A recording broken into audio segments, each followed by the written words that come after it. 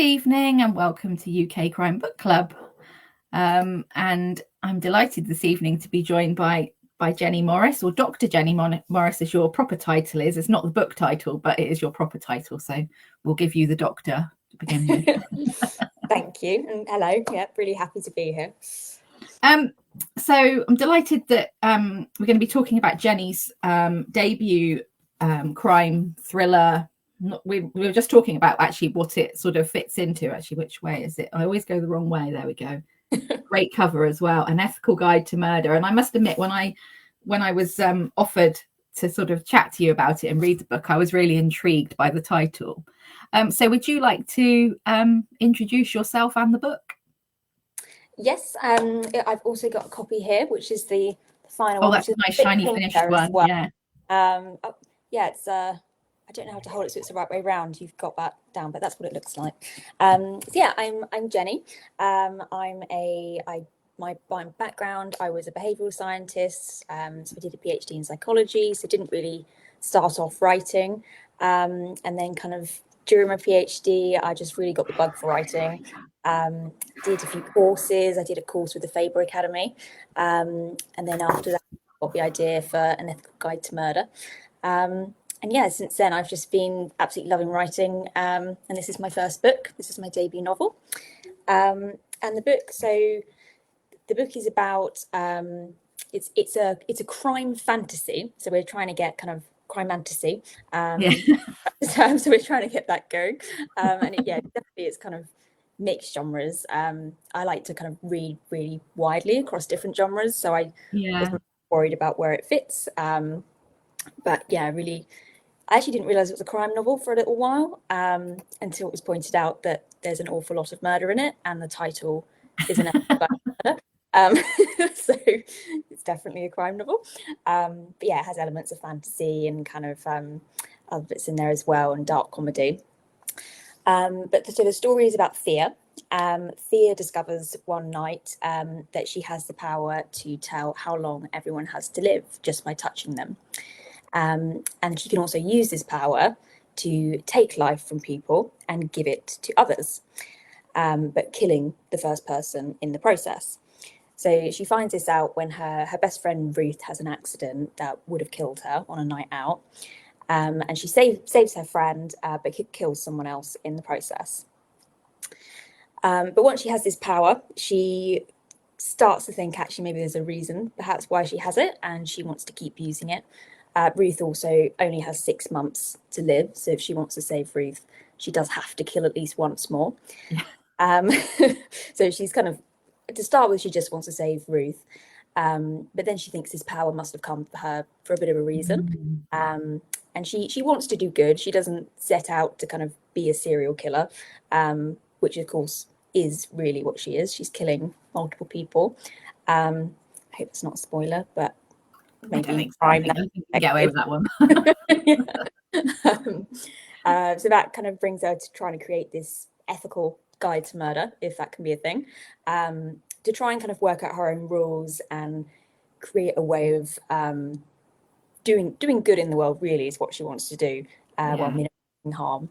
But that obviously is immediately very ethically murky territory, and she's not perhaps the best person to have that power in the first place. I know you've read the book, you've met Thea. I'm not. Yeah, sure. I've got a lot of questions about Thea. Why is she this way? Yeah, she's a bit of a nightmare, and not who I would want to have a power like that. So she gets herself in a lot of trouble.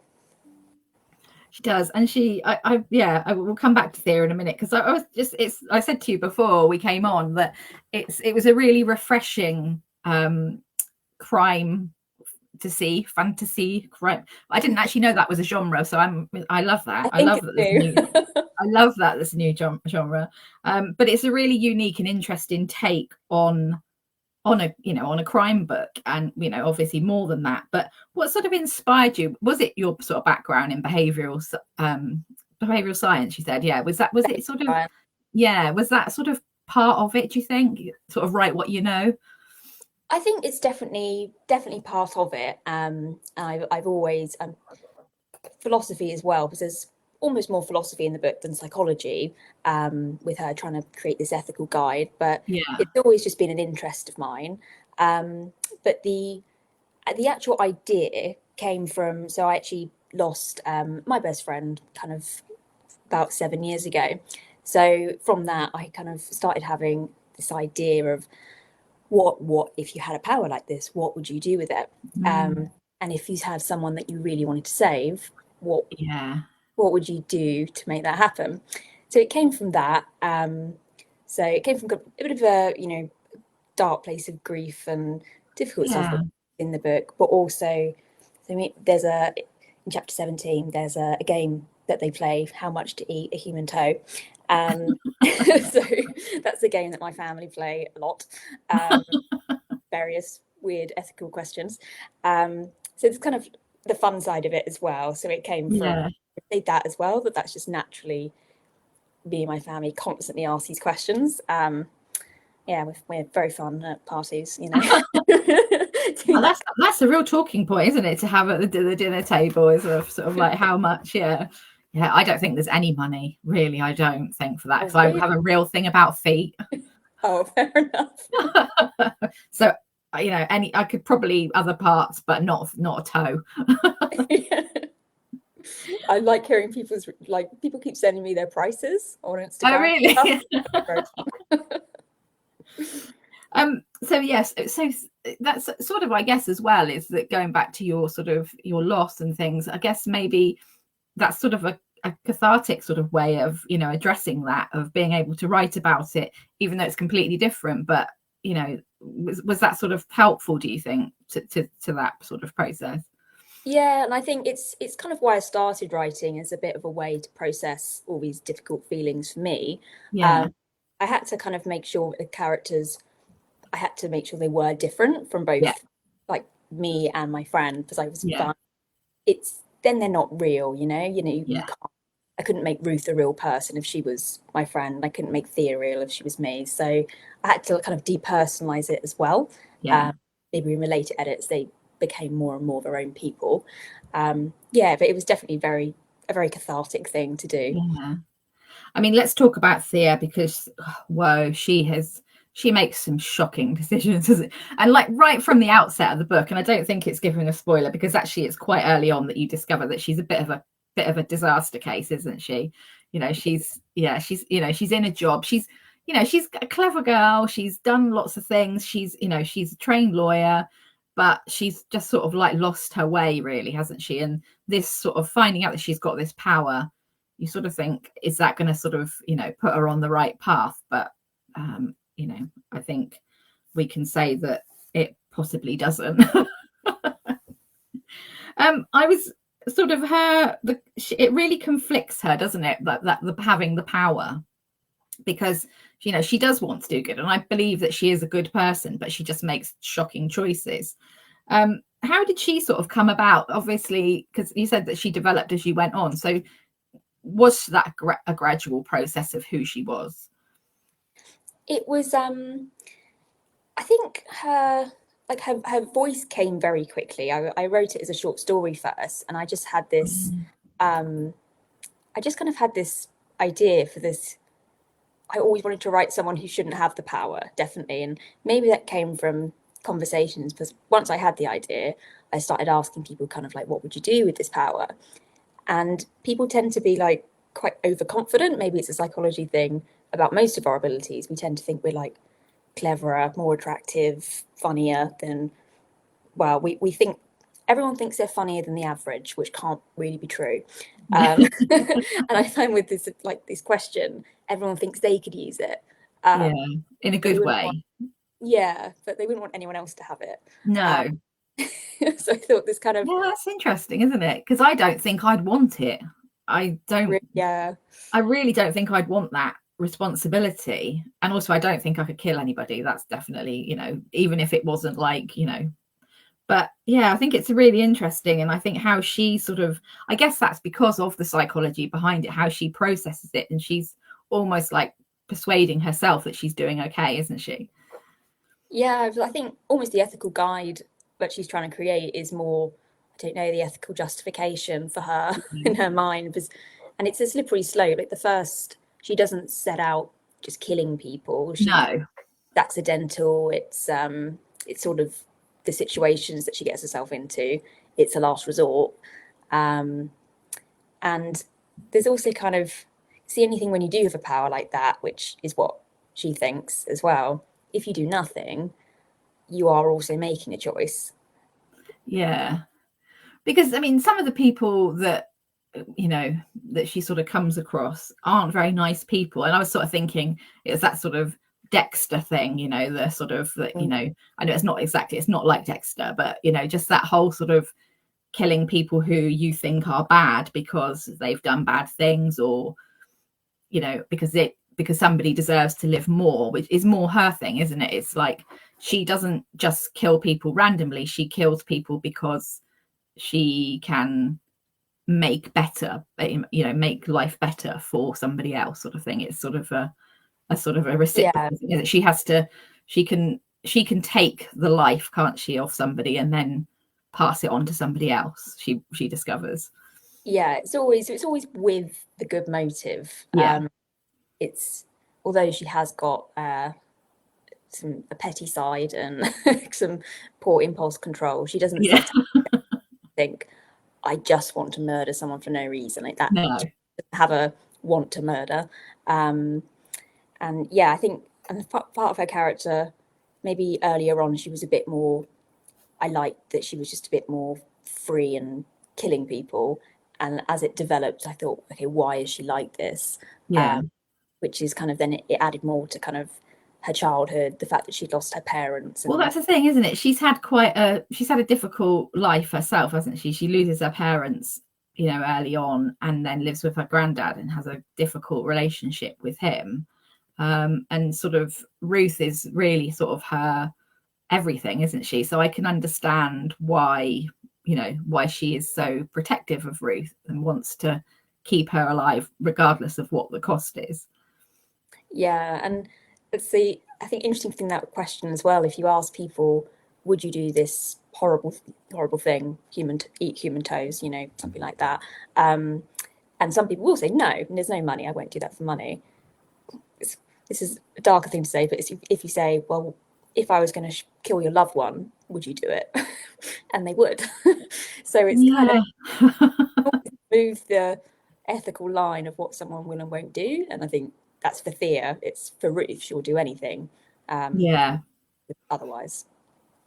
Yes, I find the psychology bit behind it really fascinating as well, because I sort of like the characters. That I felt like the characters really sort of, you get to know, obviously you get to know them as the book goes in deeper, and as she gets in deeper and more characters come into it from her sort of past. And you've got Sam, who she met, she was with at university, and it just, I really enjoyed that sort of, her sort of picking up more about her life as the book goes through as well. It's not just, one she's doing something and that's it. There's a lot more that happens, isn't it? To sort of, it's really difficult to talk about without giving it away.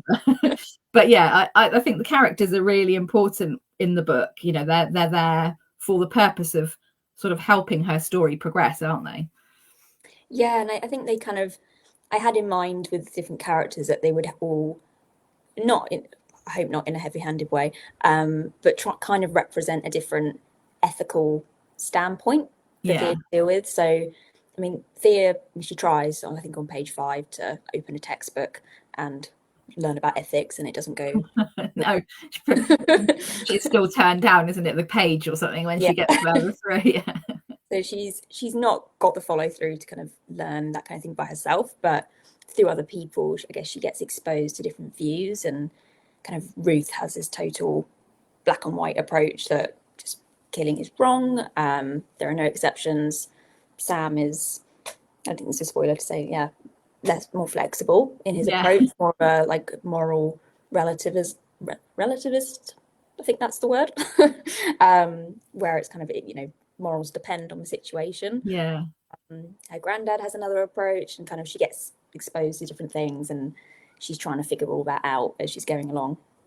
It's really interesting, isn't it? Because like when you have a big decision to make in your life, it's not a superpower or something, but you will tend to ask lots of people, you know, Yeah. what their opinions are. And she's basically doing that, isn't she? But about a subject that is enormous. You know, it's not like, well, you know, should I move house? Should I go to this university? Should I do this, this, and this? But actually, her approach is the same as if she was making that decision. You know, she's quite matter of fact about it in a way, although she's sort of really shocked that she's got the power.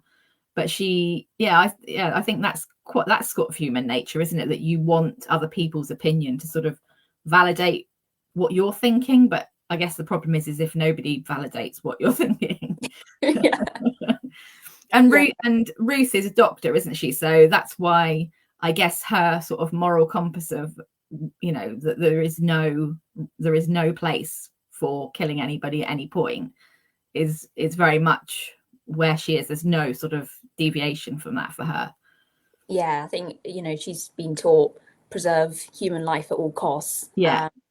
That's her entire ethos, which is obviously it's very difficult with Thea, the person she loves the most, and the whole reason the power exists. You know, she knows that would completely condemn her for it. Yeah. So as you sort of with the characters and the in the story, was there any that you found particularly difficult to write? Was there any that you really loved writing? I think I love writing Thea because she's just fun and she feels like a real person in my head. And I like her snarky humor. I think I find her really fun to write, and I love it when she makes bad decisions when I'm writing. I just think like I'm literally writing, I think, oh my God, of course. That's what you want to do.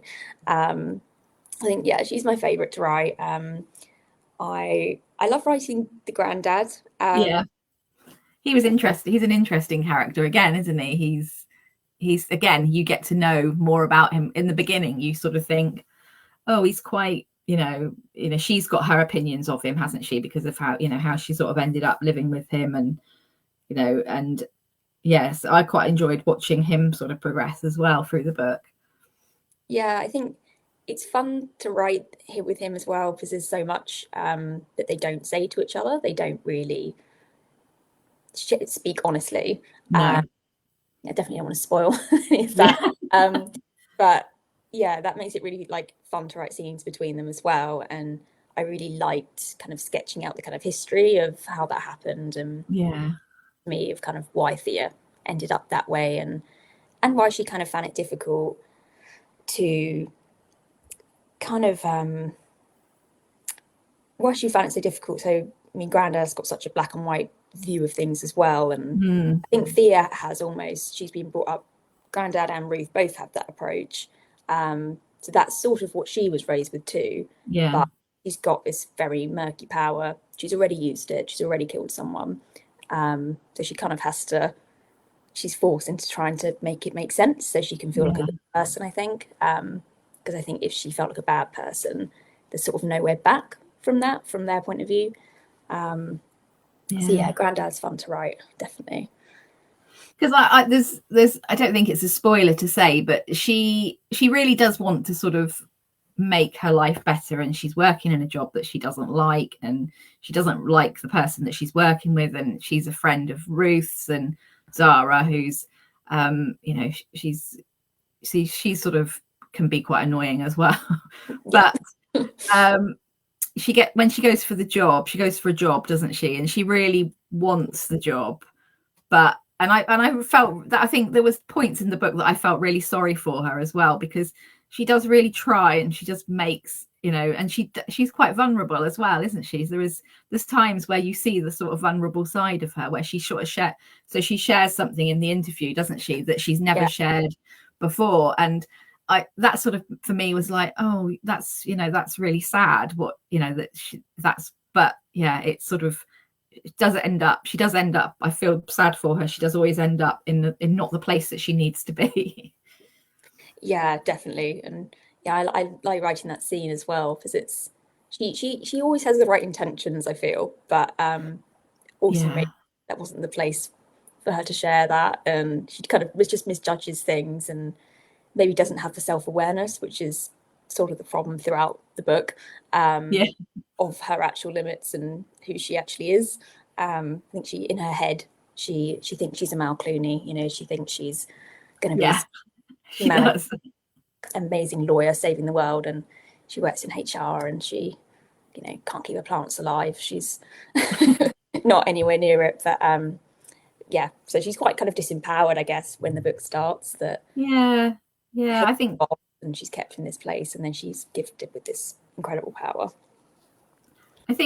yeah, I think sort of as the book, when she meets Sam, and I thought it was really interesting. Like, was it interesting to write the character, sort of I can't say bad characters, but some of the characters who maybe had more of a shady past, or, you know, how did you sort of come up with those characters of, because is it Frances? She's not a very nice person. No. And I was thinking, are they quite fun to write because they're so awful? But like, some of them hadn't done like awful things, but she's quite black and white, isn't she, Thea? So if she sort of sees somebody who's done something that's not good but not horrific, it's like, well, they're not as good as the other person. So she is quite black and white, isn't she, in her sort of dishing out her sort of punishment.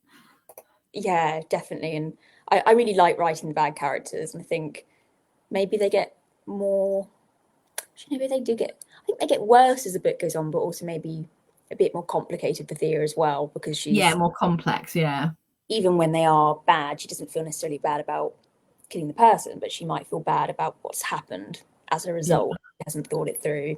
She hasn't thought through how it's going to affect other people, perhaps. But yeah, the bad characters are really fun to write. I think Frances is an especially fun one because of course, like every character, you want to make sure it's clear why they are the way they are. But that was just kind of more of a fun one. Yeah. Just gratuitous horrible person. Yeah. It's like, I just thought I put Professor Umbridge when I when I was reading her. I was like, yeah, she's not very nice. Yeah, no, she was not a very nice person at all.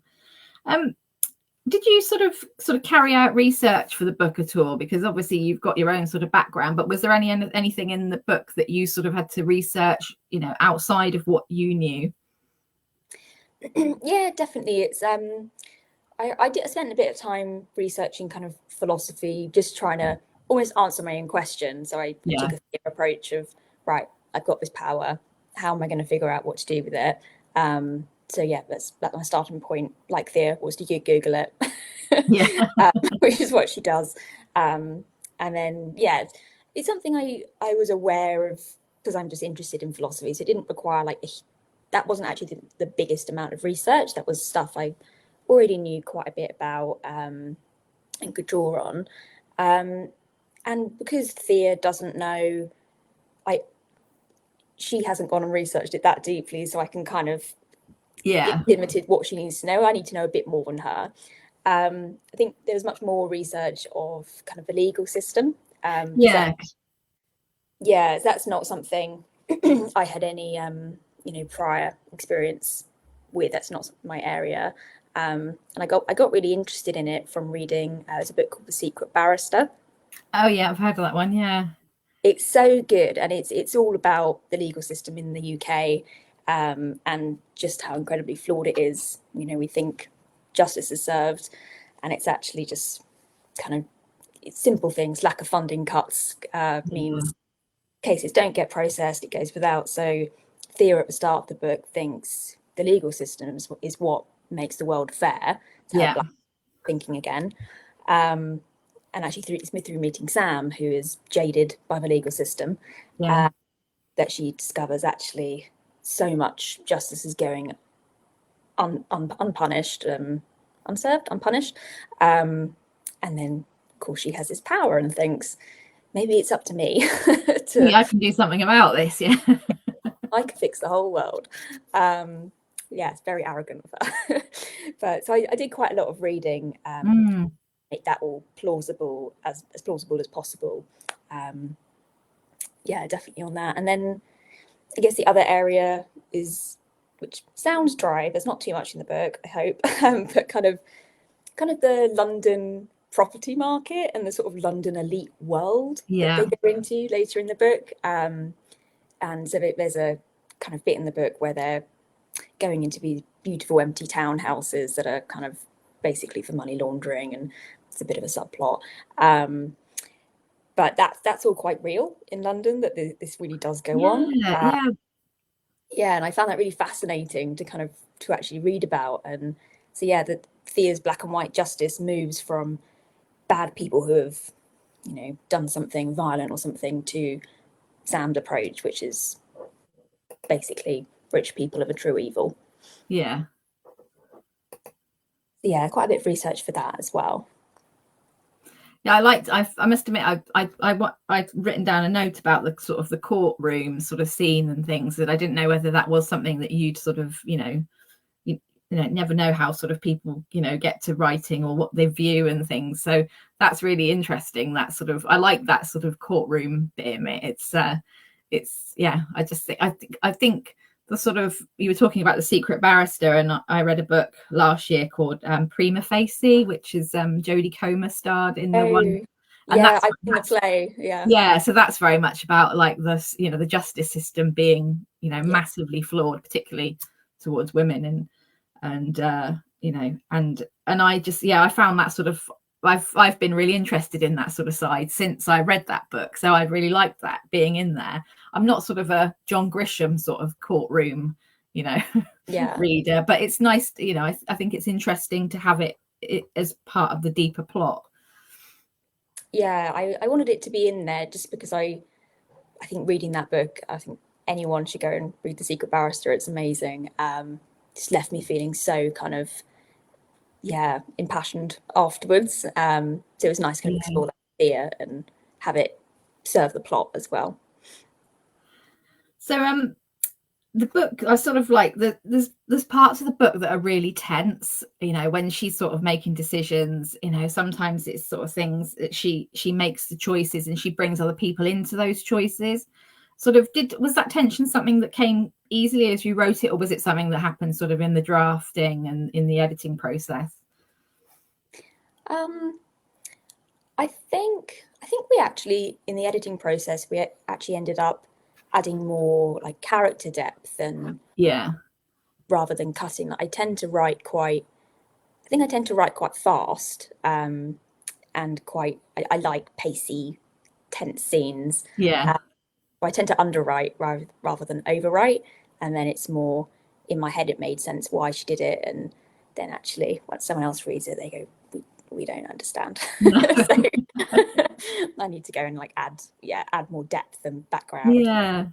Figure out why she has done that, which I think is so important when you've got a character that is making such questionable choices all the time.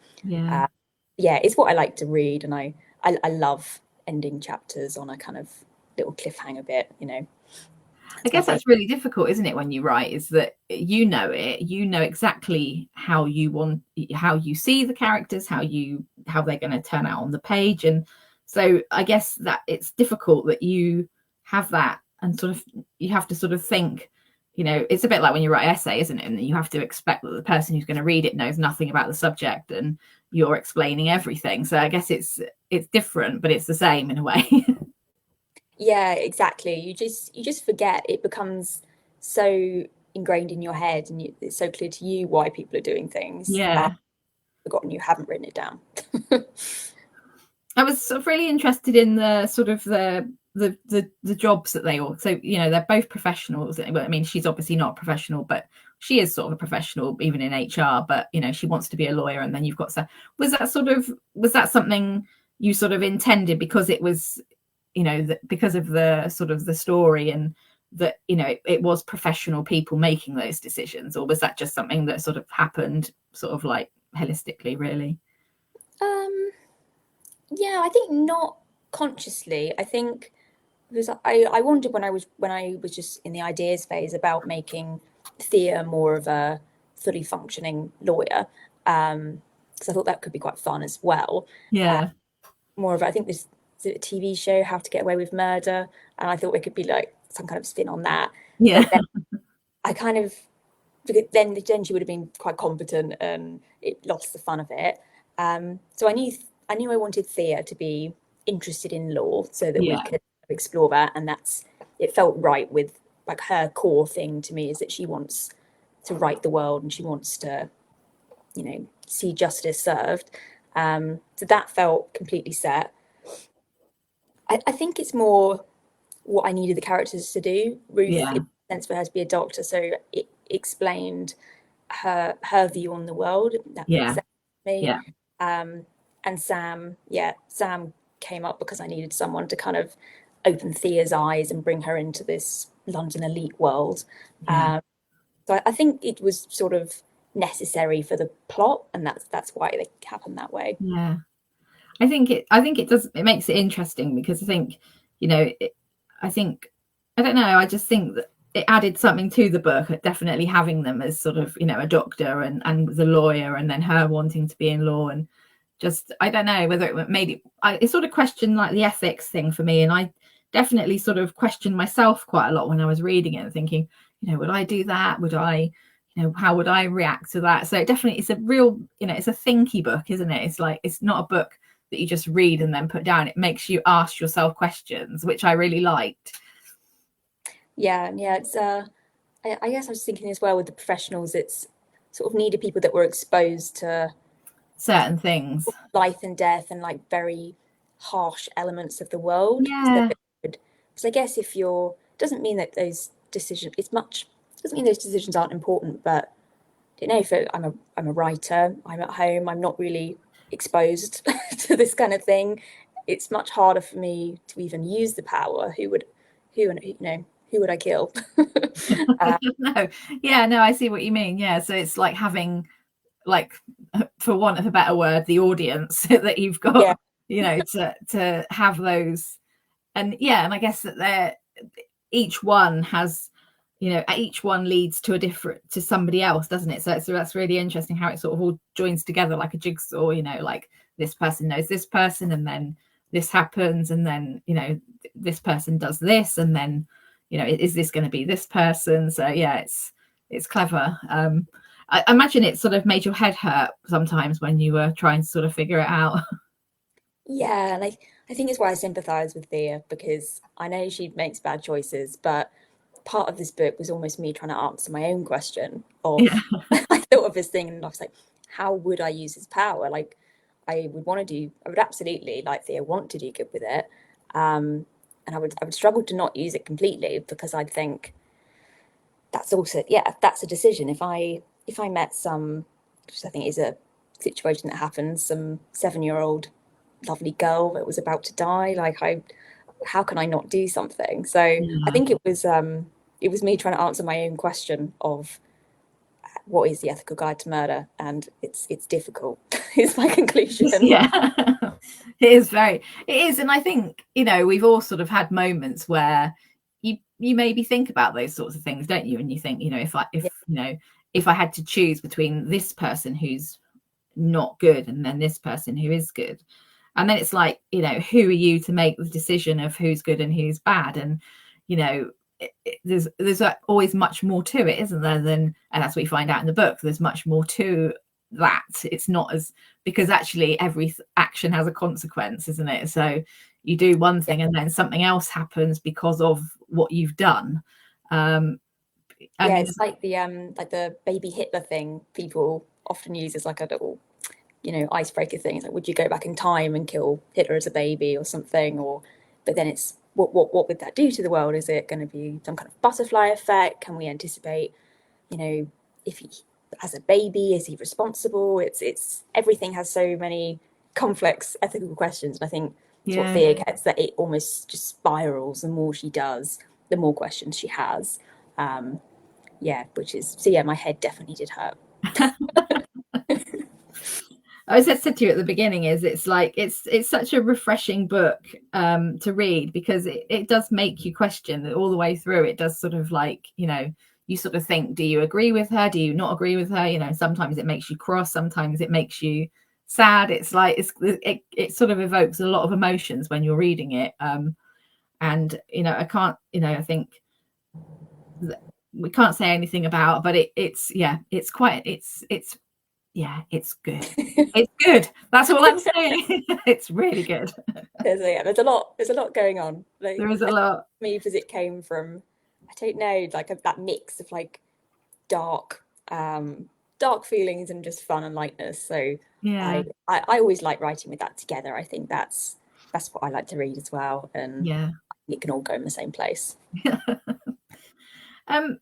What was you? So you mentioned, you touched on quickly at the beginning about how you sort of became an author. Sort of, how was your journey? You know, how was your journey to being published? Was it quite a quick one? Was it something that sort of, you said you had this, you know, the thought a while ago, but you know, and are you sort of full time now? Are you sort of, or do you, you know, what's your sort of journey, and how does it work?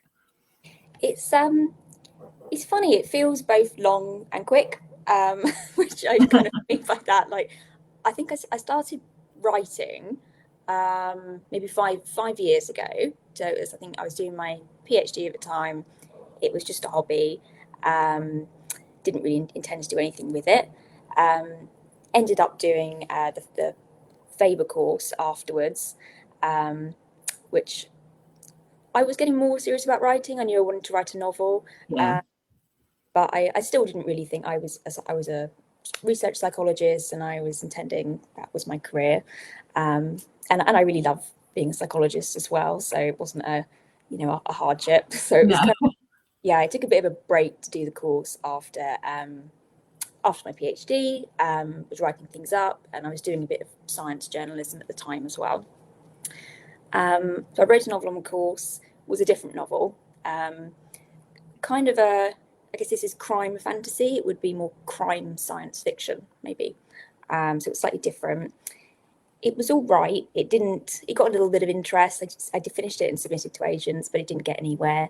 But then, kind of very early in the process, I didn't end up sending it out a lot.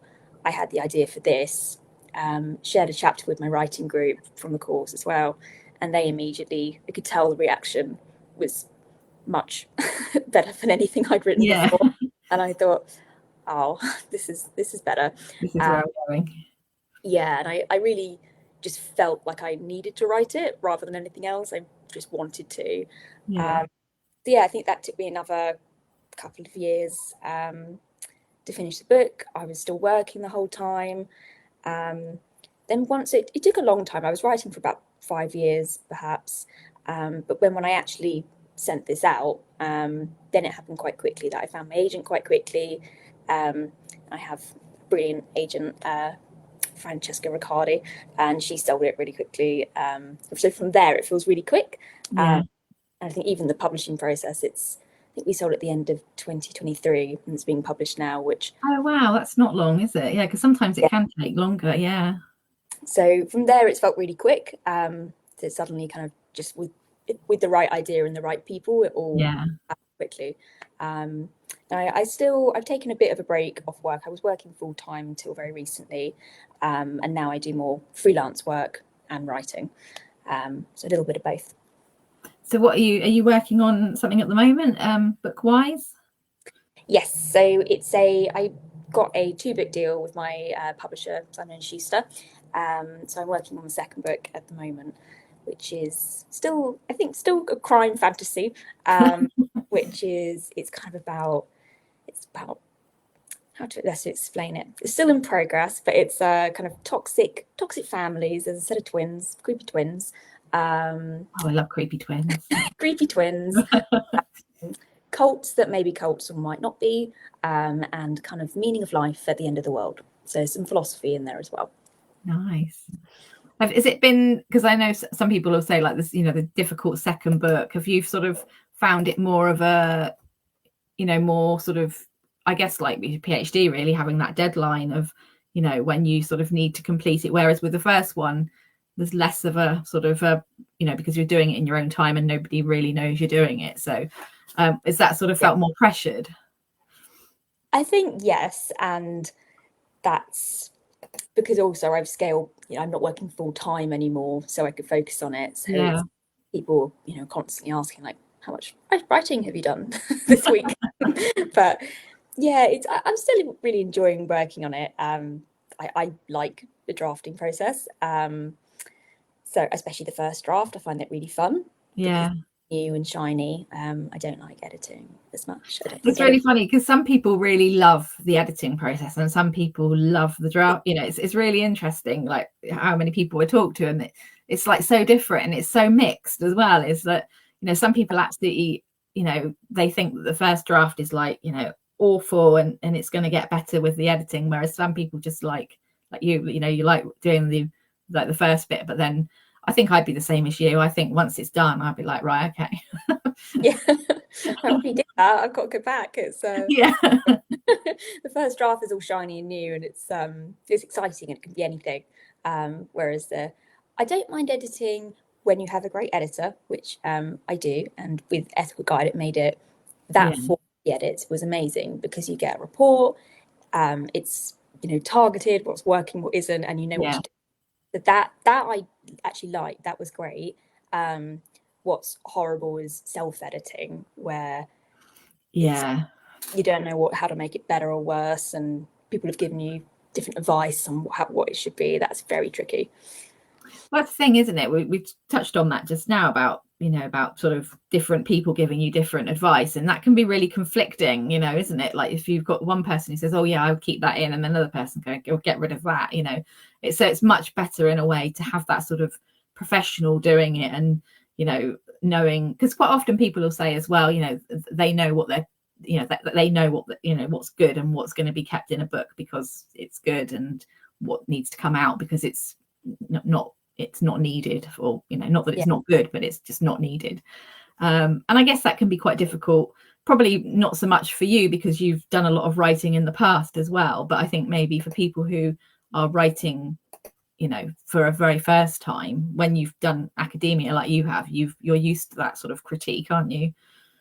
yeah. I think that was a really great preparation. Actually, it was during my PhD. We with psychology, you publish scientific papers as you Yeah. go, um, and that process is very traumatic. It's endless editing going through it, and it's good because you're trying to get into the best scientific journal. That's the kind of gold standard. Yeah. Even after that, then you get famously reviewer one and reviewer two. Reviewer two hates everything you've written, um, and then you revise and resubmit, and that process can go on quite a long time. So Yeah. no, book editing, I was at least prepared for it, and it felt more seamless, to be honest. Yeah, no, I think it must be a really good. My daughter's doing her PhD at the moment, so it's sort of, Oh, so yeah. So yeah, I sort of, you know, understand. Not that you know, I'm not very good at taking sort of, you know, critique. I don't take it well. So I think it's something that probably maybe as you get, the more you have, the more you get used to it, and you have to just sort of like depersonalize it, don't you? And just sort of think this is yeah, for the greater good.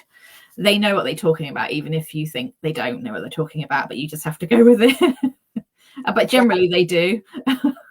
yeah, definitely. I think that's the thing. If you trust the person that's giving you Yeah. the feedback, then you can shift your thinking to this is making it a better book, and that's Yeah. what I want. So this is all good. Whereas if that's what's confusing. If you get different feedback and you don't know what to do with it, and you just think I'm just confused. You said that you're sort of a member of a writing circle. Has that helped you? You know, I know for a lot of people it can be sort of invaluable having that sort of support, and again that trust that you can share your reading, you know, your writing quite early on and get an honest opinion back. Yeah, I think definitely having just like a few trusted people that you really trust their opinions on writing as well, and it's good if you like the same kind of thing, Yeah. because then if they like it, you're hitting the right kind of mark with it. Whereas maybe someone who just is a great writer but likes a different kind of book might be more confusing. So I think it takes some time to like really find the right people that are Yeah. really helpful. But once you have, that's great. And also just it's lovely having writing friends, or even they don't have to be writers sometimes. Also just got some friends that read a lot of books, Yeah. who I show some drafts to, and they're always kind of excited for the next thing that I've written, and that's nice as well. But yeah, because it can be so isolating writing, and having someone Yeah, cares about really seeing it as exciting as keeps you going. I think that it's that sort of, being able to sort of share that stuff, and having those people that you can trust and sort of be able to give you the feedback, because a lot of people don't have that, and I think that's probably makes it even more isolating, because it, being on your own all day, like you said, is quite, can be quite Yeah, isolating. yeah. I was going to ask you what you like to read. What sort of books do you have on your? Do you read a lot of non-fiction? Do you read a lot of fiction, or both? I always have a fiction and a non-fiction on the go. Um, I don't know. I always like to switch. I would never switch between a fiction book and a fiction book, but just sometimes I like to, yeah, I like to switch between them. Um, I read fiction-wise most things, crime, of course, Yeah. crime. Um, I've just had a serial killer's guide to marriage arrive today, which I think was Oh, I've seen that. Yeah, it looks really good. it might be today that it's published. I've been really excited about that. So that's next on my list. Yeah, anything dark comedy, that kind of tone in Yeah. crime.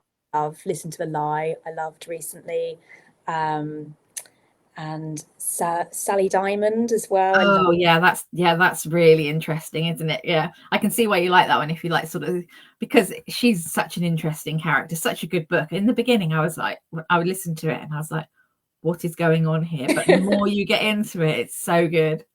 It's brilliant. It just that opener is fantastic. Listen to the Lie has a similar kind of opener where it's just so quirky. It's great.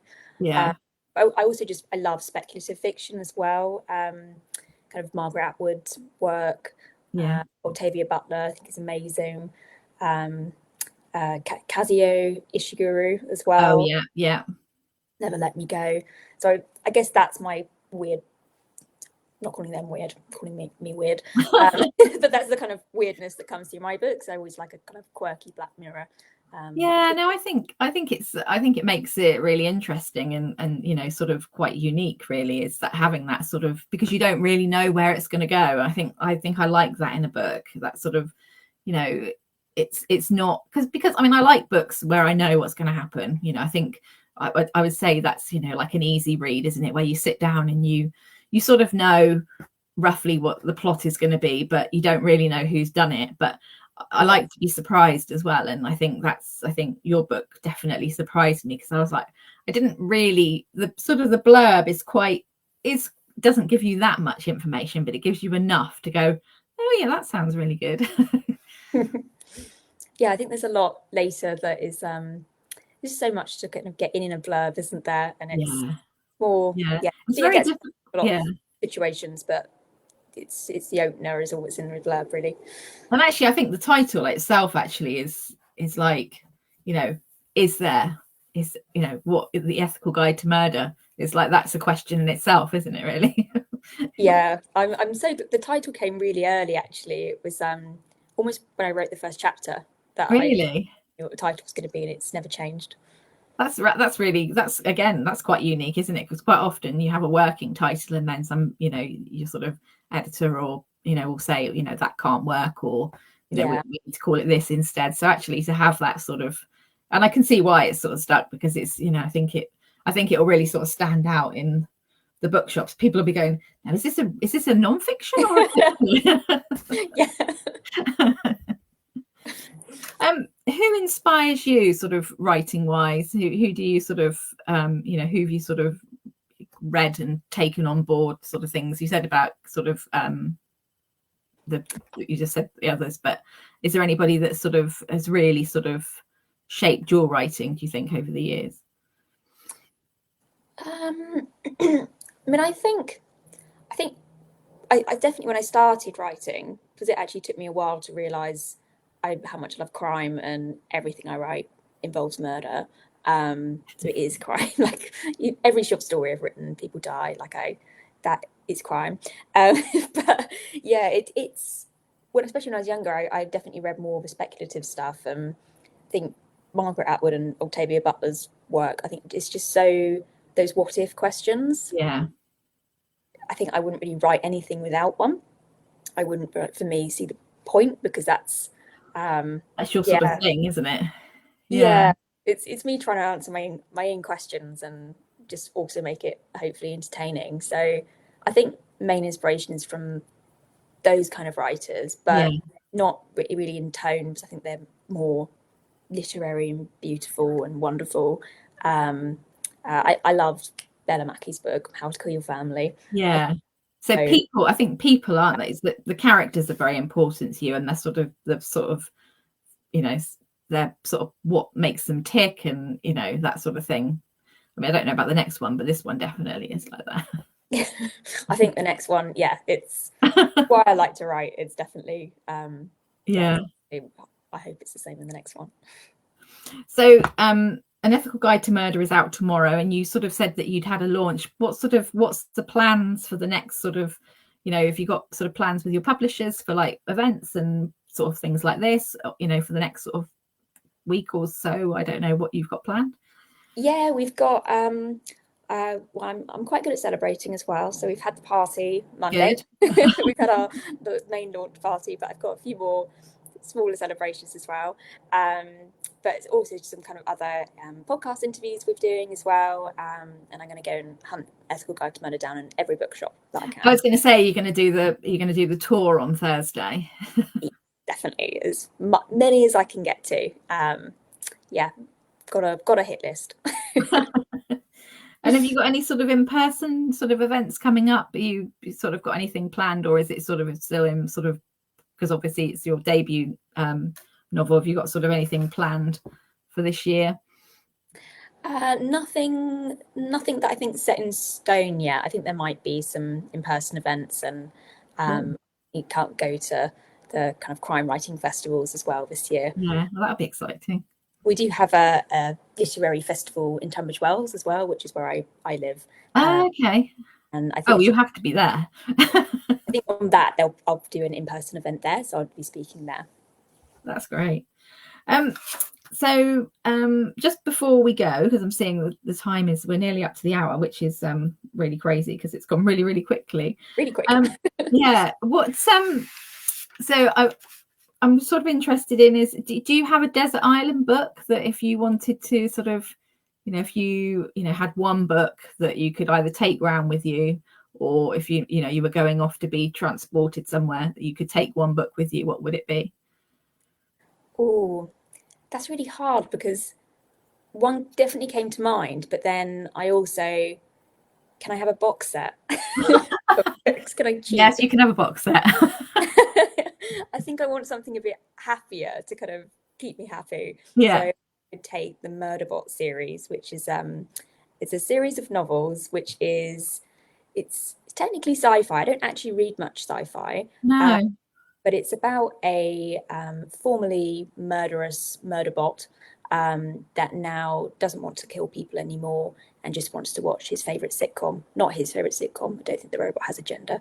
They just watch their favorite sitcom in peace and be left alone. But the world keeps dragging them back into. It's got a crime element. That's what's funny. The divides for genres. It's got a crime element as well. There's bad people who do bad things. And this poor robot keeps getting dragged back to him, and it's such a funny concept. It's so entertaining, and I just really love it. It's a real comfort read. That sounds really good. I've never heard of that. That's going to go on my list. I always end up with I've got so many books you can see behind me. That's only the bits that you can see on the thing. This side of the room, there's another huge pile. It's an occupational hazard, but yeah, no, that sounds fascinating. So yeah, I mean, have you sort of been sort of surprised, because the book's been on social media a lot, and have you sort of been excited by is the reviews sort of coming in? Is that quite nerve-wracking? Yeah, I think it's nerve-wracking, but also I think people only tag you in nice ones, don't they? And so far it's just all been, well, they should only do. That's my personal opinion. Yeah, please don't feel the need to tag me if you don't. No, please don't. No. Be happy. Yeah, so far it's just been really nice, and it's really nice kind of just I love hearing people's thoughts on the books as well, and even things that maybe wouldn't have realised, actually, people's thoughts on Thea are really interesting. And I love reading it. I really like reading them, maybe more than I should. So at the moment, it's been really, yeah, really enjoyable, and I'm just so happy Good. it. And I think the main thing everyone seems to feel is that it makes you think, and it starts conversations, which I love. Yeah, it definitely makes you think. So I'll show it one more time before we go. So Ethical Guide to Murder is out to not tomorrow. I've got a day ahead. It's Thursday. Yeah, I was thinking it was Wednesday today, so that's bad news. Yeah, no, it's only Tuesday, so it's Thursday. Yes. So out in hardback. And is it on sort of other? Is it on Audible and ebook as well? Yeah, Kindle and audiobook, being narrated by the brilliant Nikki Diss, and it's really, yeah, the audio is absolutely brilliant. Was it strange listening to somebody reading your book? Was it like weird? Yeah. I don't listen to a lot of audiobooks. I didn't realize it's just hearing actually like Thea's voice like that is so surreal, and actually it's kind of nice because it enabled me to hear the story a bit more, whereas if I read it, it just feels like me, and I don't really like it, to be honest. But hearing it, you a bit of distance that you can sort of almost like take it in as somebody else's book rather than your own, sort of thing. Yeah, definitely that distance. It's interesting. It's a whole new way of for me to actually hear the story. So maybe it's a really good editing tip, although you'd have to have it yeah, you'd have to read it yourself. I mean, I think reading out, like, because I love audiobooks. I listen to them a lot because otherwise I wouldn't have a chance to read anything. But I think it's definitely a different experience listening to somebody read to you. I think I take it in a lot more, and then a lot of people sort of can be a bit sniffy about it, but I think they're amazing. I think that they're for so many reasons, for people who can't read or have disabilities or sight or whatever. I think they're just such a really good resource. So, and if you get a good narrator as well, that's makes all the difference. Yeah, absolutely. I definitely think I'll be listening to more audiobooks. It's a whole new experience, and really loved it. Oh, thank you so much for joining us, Jenny. And I really wish you the best of luck with your book on Thursday. And I'm sure I'll see it around. I'll see everybody sort of posting it on social media. Yes, if anybody's interested, we'll be sharing this on YouTube. I'll send you a link, Jenny, as well, so you can share it with anybody who's missed it. Thank you for joining us this evening, and we look forward to seeing you again soon. Great. Thank you so much. Thank you, Jenny. Thank you. Bye-bye.